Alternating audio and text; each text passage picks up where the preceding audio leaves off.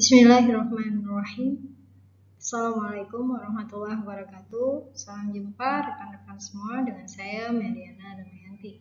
Kali ini kita di pengantar tata hukum Indonesia, subbagian pengantar hukum internasional. Baik, materi ini salah satu materi yang saya sukai gitu ya, dan saya senang sekali bisa share ke teman-teman terkait ini baru pengantar ya, berarti ya masih di permukaan gitu ya, tetapi cukup banyak sekali yang akan kita bahas. Dan dalam minggu ini berarti ada 2 pertemuan yang akan membahas tentang pengantar hukum internasional. Baik, persiapkan catatannya ya. Jadi untuk pertemuan pertama ini kita akan ada hingga 20 slide gitu ya. Baik. Tema-tema yang akan saya angkat yaitu pengertian dari hukum internasional itu sendiri, kemudian tujuan dari pembelajaran hukum internasional, kenapa kita perlu tahu tentang hukum internasional, kemudian sumber hukum dari hukum internasional itu sendiri, serta subjek dan juga isi dari kandungan hukum internasional. Nanti juga kita akan belajar tentang asas-asas hukum internasional yang nanti saya jelaskan 2 part gitu ya. Part 1 mungkin masih pengantarnya, nanti penjelasan lebih dalam di minggu keduanya. Nah, selanjutnya di 3 bahasan berikutnya saya akan sampaikan di pertemuan yang kedua dalam minggu ini, insyaallah. Baik, kita masuk ke pengertian hukum internasional. Hukum internasional adalah kalau kita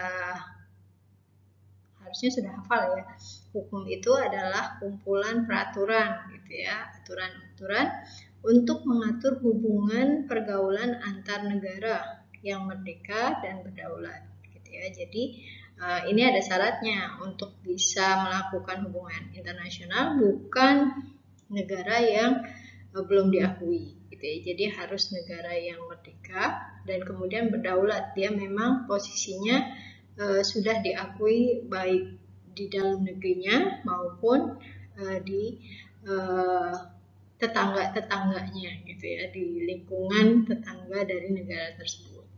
Nah, hukum ini termasuk hukum internasional, termasuk hukum tertua gitu ya, zaman Romawi kuno yang disebut sebagai Jus Gentium atau hukum internasional, atau dalam Prancis, bahasa Prancis itu disebut sebagai droit de guerre gitu ya. Atau dalam bahasa Inggris kita sebut sebagai international law ya.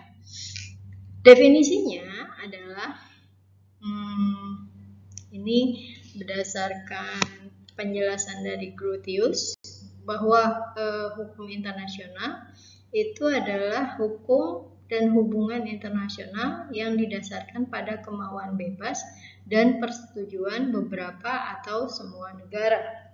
Ya, jadi bisa misalnya bilateral berarti hubungan antar 2 negara saja. Kemudian multilateral berarti lebih dari 2 negara gitu ya. Ataupun misalnya di kawasan tertentu, misalnya Asia Pasifik gitu ya. Negara-negara di lingkungan Asia Pasifik misalnya, kemudian di Asia Tenggara kayak ASEAN gitu ya. Nah, ini adalah bagian-bagian dari pembahasan hukum internasional. Kemudian Accord juga menjelaskan bahwa hukum internasional adalah sistem hukum yang dibentuk dari hubungan antar negara. Kemudian ini salah satu tokoh dalam hukum internasional yaitu J.G. Stark gitu ya, berpendapat bahwa hukum internasional adalah sekumpulan hukum atau body of law yang sebagian besar terdiri atas asas-asas dan karena itu biasanya ditaati dalam hubungan antar negara. Jadi hubungan internasional lebih kepada himbauan yang dia penekanannya kuat Jadi lebih kepada tradisional sebenarnya. Gitu ya. Nanti ada fakta sum servanda gitu ya, kesepakatan para pihak, kemudian ada nanti mengutamakan trust gitu ya, kepercayaan gitu ya. Nah, ada juga tentang timbal balik gitu ya, kamu udah ngasih berarti saya juga harus ngasih apa gitu. Jadi ini kebiasaan-kebiasaan internasional yang terus dijaga, yang kemudian diperkuat dengan karena ada beberapa negara yang mengutamakan hukum tertulis gitu ya. Tetapi kebanyakan negara itu juga mengakui adanya hukum tidak tertulis. Kayak misalnya Inggris, mereka bentuknya common law gitu ya, tidak mengharuskan ada aturan tertulis gitu. Selama itu diakui oleh negara tersebut, maka bisa dijalankan gitu ya. Tapi ada beberapa negara seperti Indonesia yang butuh memang ada peraturan secara tertulisnya. Kemudian yang nomor 4, pendapat Wiryono Projokaro berpendapat bahwa hukum internasional adalah hukum yang mengatur hubungan hukum antar bangsa di berbagai negara. Kemudian ini juga salah satu ahli dari Indonesia terkait hukum internasional, jadi teman-teman bisa baca lebih banyak buku-bukunya Pak Mokhtar Kussumaatmadja. Beliau berpendapat bahwa hukum internasional adalah keseluruhan kaidah dan asas hukum yang mengatur hubungan dan persoalan melintasi batas-batas negara, antar negara, dan juga subjek hukum lain yang bukan negara, serta antar subjek hukum bukan negara satu sama lain gitu ya. Jadi ini terkait lintasan-lintasan negara gitu ya, yang satu sama lain saling berhubungan. Jadi apa kesimpulannya gitu ya? Secara singkatnya, in brief gitu ya, secara singkat, hukum internasional adalah himpunan dari peraturan dan ketentuan yang mengikat serta mengatur hubungan antar negara, subjek hukum internasional lain dalam kehidupan masyarakat internasional. Ius gentium artinya hukum kuno tadi, sesuai dengan Romawi kuno, itu memiliki arti hukum yang mengatur hubungan antar warga kota Roma dengan orang asing yang bukan warga Roma. Kemudian hukum yang diturunkan dari tata tertib atau yang mengatur masyarakat segala bangsa, yaitu menggunakan nature res gitu ya, menggunakan hukum alam. Nah, ide inilah yang kemudian mendasari perkembangan hukum internasional di Eropa dari abad ke-15 sampai dengan abad ke-19 gitu ya. Masuk yang sekarang kita akan masuk abad 21. Ruang lingkup dari hukum internasional, sometimes hukum nasional tidak dapat diterapkan secara baik terkait pelanggaran yang terjadi pada diri seorang atau salah satu pihak.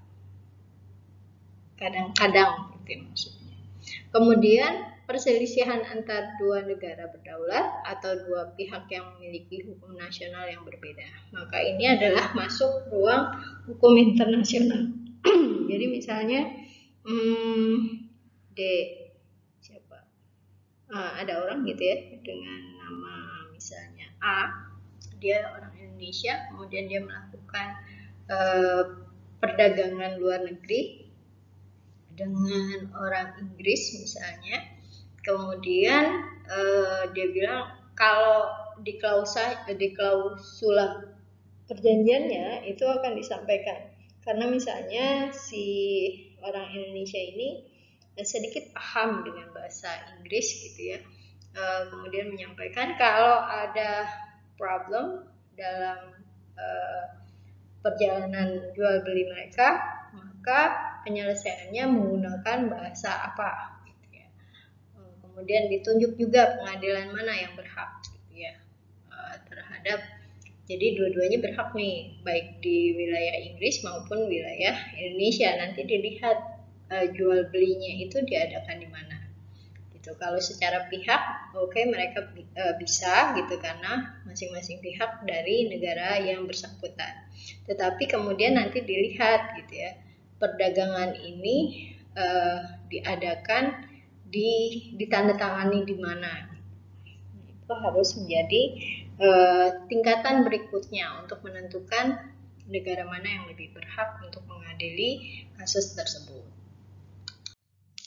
Ya, sehingga pendapat para ahli itu diantaranya Charles Heath itu menggambarkan adanya hukum publik internasional dan adanya hukum private internasional kayak kita gitu ya.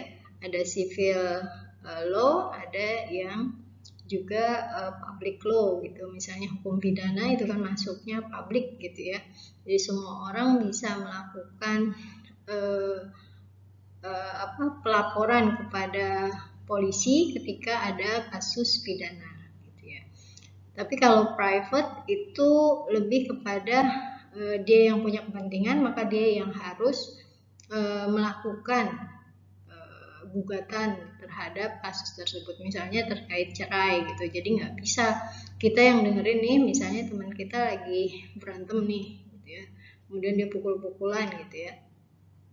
Nah, kita tuh nggak cuman bisa menghimbau agar salah satu pihak itu melaporkan kepada polisi gitu ya. Yang lebih berhak melapor itu adalah korban, atau dalam kasus kekerasan dalam rumah tangga ya antara suami atau istri itu yang melaporkan, atau keluarga dari kedua belah pihak. Tapi kalau sebagai orang ketiga biasanya kita cuma pendampingan gitu ya, tapi nggak bisa melaporkan gitu ya.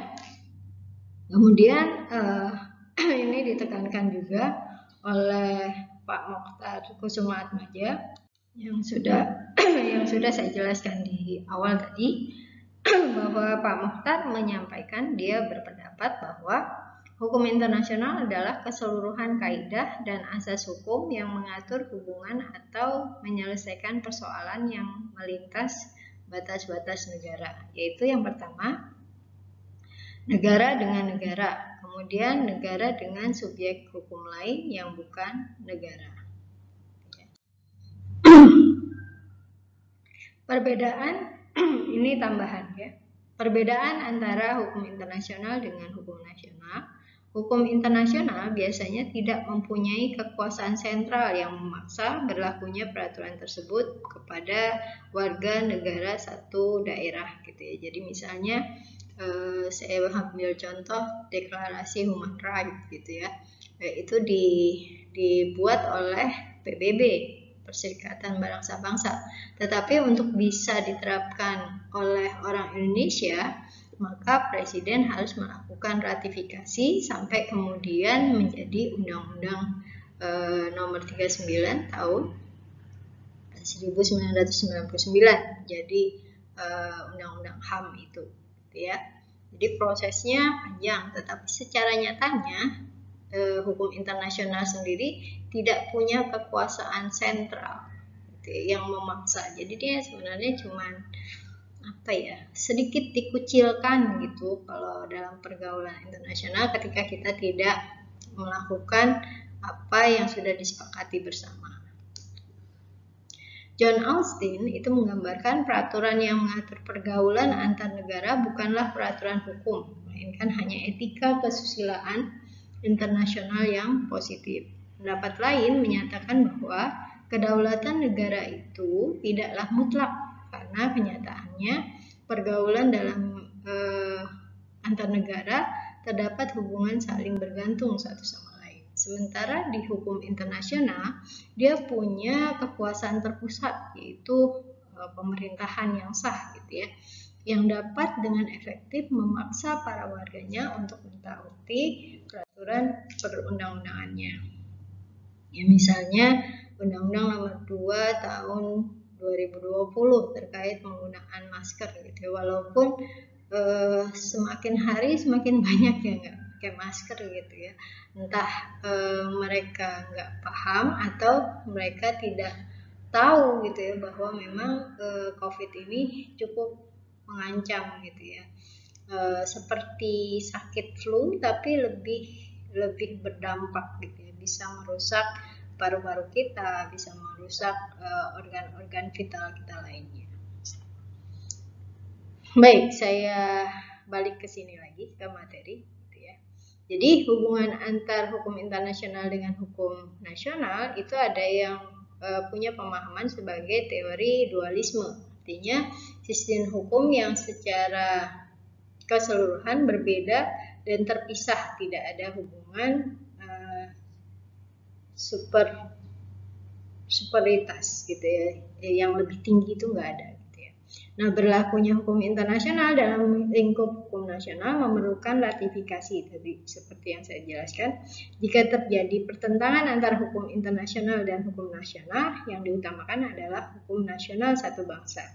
Negara yang menganut teori dualisme akan lebih sering mengabaikan hukum internasional. Dia lebih mengutamakan hukum nasionalnya.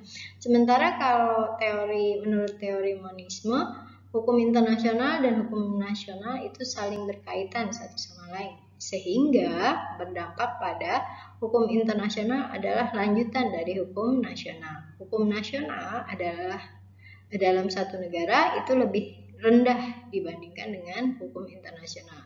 Kemudian hukum nasional harus tunduk dan harus sesuai dengan hukum internasional karena dia posisinya lebih tinggi dan lebih rendah gitu ya, hukum internasional lebih tinggi, maka hukum nasional harus bisa mensiasati atau menyesuaikan dengan hukum internasional yang posisinya lebih tinggi gitu ya. Seperti dalam hukum nasional itu kan ada hierarki. Nah, teman-teman harus ingat itu kembali ya. Kemudian kita masuk ke poin kedua. Udah 12 slide gitu ya. Itu untuk pengertian saja. Tujuan dari hukum internasional adalah menciptakan sistem hukum yang teratur mengenai hubungan internasional dan perkembangan baru menunjukkan adanya perhatian terhadap masalah keadilan di antara negara-negara dalam rangka menciptakan perdamaian. Gitu ya. Jadi hukum internasional itu melihat banyak sekali hal gitu ya. Apakah layak ada peperangan? Apakah layak ada perang dingin gitu ya? Perang dingin antara Amerika dengan Republik Rakyat Cina. Cina itu sedang membuat jalan sutra gitu ya, tidak hanya dari negeri mereka yaitu negeri tirai bambu di Asia, tetapi mereka sudah membuat jalur untuk bisa sampai ke Afrika gitu ya, bahkan ke bagian utaranya pun sudah dikuasai. Jadi kalau mereka melakukan perdagangan itu karena negara-negaranya sudah dikuasai kan lebih mudah untuk memasukkan satu barang produk mereka tanpa cukai. Bahkan beberapa negara di Afrika itu sudah terlibat hutang yang sangat besar dengan Cina sampai dia bisa memainkan moneter dari uang yang beredar di negara tersebut. Nah, ini bahaya juga gitu ya ketika satu negara menguasai negara yang lain. Imperialisme atau penjajahan gaya baru. Ya. Sumber formal hukum internasional itu kalau berdasarkan Pasal 38 ayat 1 Piagam Mahkamah Internasional, sumber hukum internasional itu adalah misalnya traktat atau piagam PBB, kayak tadi yang saya sampaikan, Deklarasi Human Rights. Kemudian yang kedua, kebiasaan yang diakui sebagai hukum, gitu, agreement must be kept, gitu, atau Pacta sunt servanda sebagai sebuah konsensus atau kesepakatan dari para pihak, gitu ya, yang melakukan atau mengikatkan diri dalam pergaulan internasional. Kemudian adanya General Principle of Law yang diakui oleh bangsa-bangsa beradab. Kemudian jurisprudensi internasional, misalnya keputusan Mahkamah Internasional, keputusan Mahkamah HAM, gitu ya, Badan Arbitrase Internasional, gitu ya. Misalnya contoh nasionalisasi aset Belanda di Indonesia. Berdasarkan keputusan pengadilan di Jerman, yakni sesuai kemampuan dari negara yang akan menasionalisasi aset tersebut, gitu ya. Atau terkait kasus ekstradisi dari satu kejahatan politik, atau misalnya genosida, gitu ya, kejahatan internasional lainnya. Nah, ini harus dilihat juga bagaimana jurisprudensi internasionalnya. Kemudian juga ada doktrin atau pendapat para ahli seperti yang kita bahas di slide pertama sampai dengan slide ke-12 tadi, gitu ya. Pendapat para ahli terkait hukum internasional itu seperti apa, termasuk juga ajaran beserta teori dan konsepnya. Juga peraturan-peraturan hukum sebagai hukum yang seharusnya atau let ferenda. Nah, sumber hukum internasional itu yang digunakan oleh Mahkamah Internasional dalam memutuskan masalah hubungan internasional, bisa berupa formal atau kita di sini lihat sebagai perjanjian internasional, kemudian international custom, kebiasaan, gitu ya, kemudian prinsip umum hukum yang ada di internasional, general principle of law, kemudian keputusan pengadilan, judicial decision, kemudian juga pendapat para ahli. Teaching of the most highly quality of publicity, gitu ya.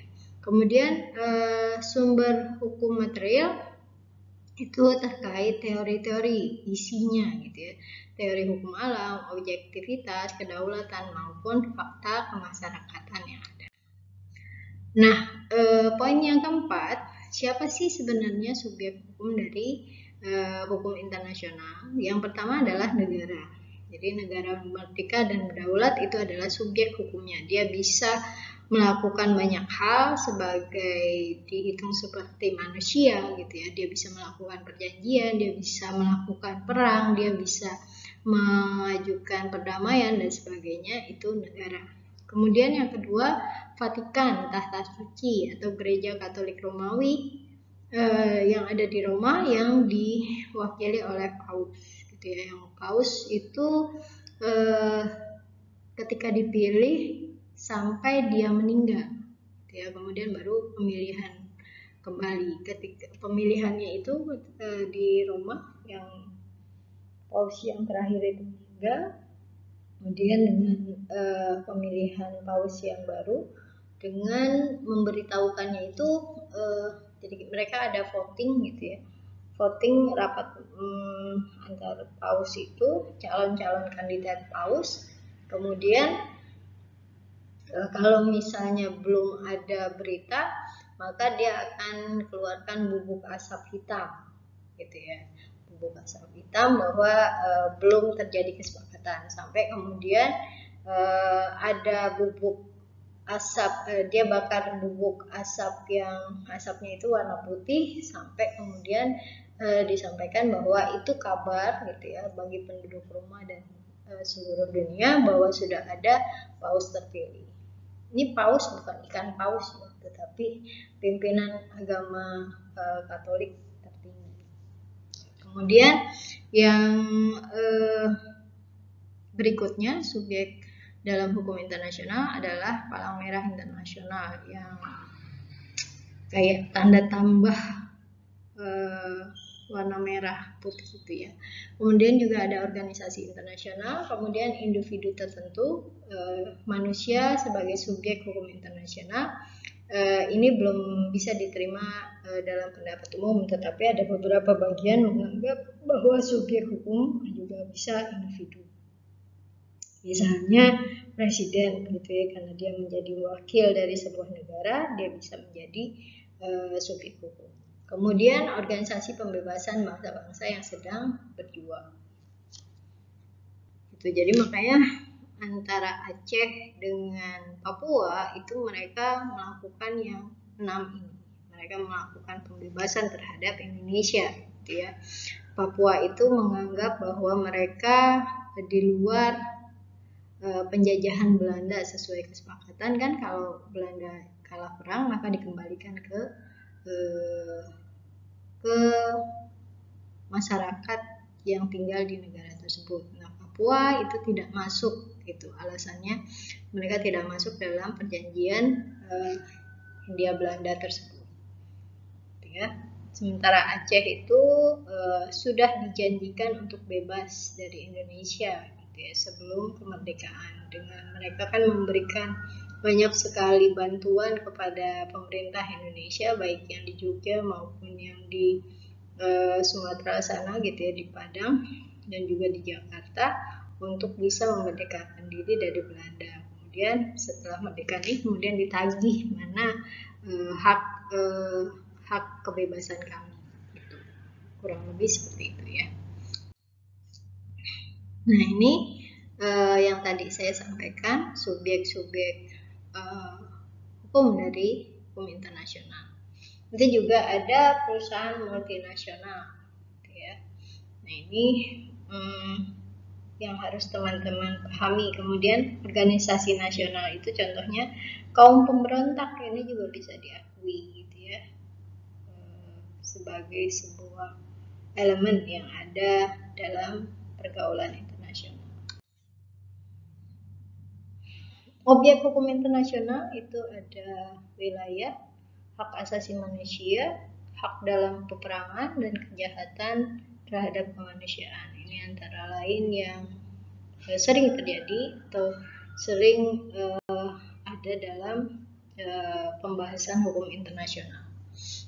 Misalnya batas wilayah antara Malaysia dan Indonesia gitu ya, di beberapa pulau terluar ataupun beberapa pulau yang Indonesia itu jarang menyambangi gitu ya, makanya kemudian menjadi kasus perebutan wilayah.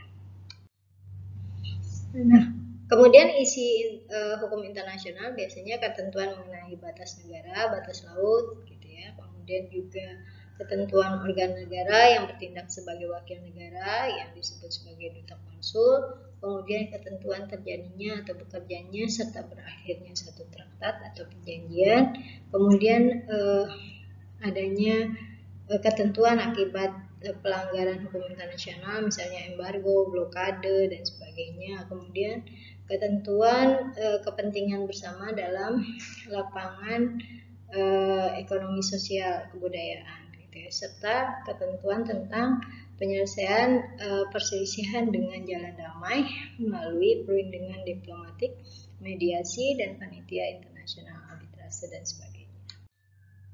Nah, asas-asasnya antara lain ini yang tadi sudah saya sebutkan, fakta sunt servanda atau kesepakatan, konsensus atau perjanjian yang telah dibuat haruslah dipatuhi. Kemudian asas kedaulatan negara, adanya persamaan derajat antar negara-negara yang mengadakan hubungan internasional.